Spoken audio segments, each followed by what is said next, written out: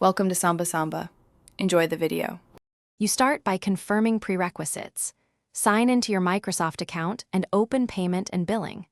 Once done, make sure your billing address is set to the country whose currency you want, India for rupees.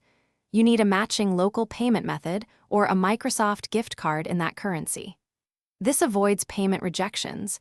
Changing region without compatible payment info will block purchases. Prepare verification details like a local address and phone number, so the next steps go smoothly and you won't hit. Now change the region inside the Microsoft Store.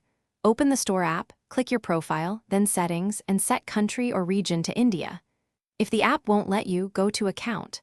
Microsoft.com, update your address and payment options there. This syncs across services.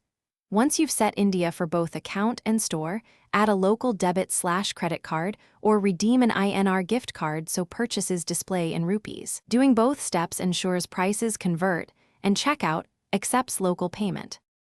To finish, restart the Microsoft Store app and sign out, then sign back in. Prices should now show in rupees. If they don't, run WS Reset to clear the store cache, verify your new payment method is active, and confirm the billing address exactly matches the region.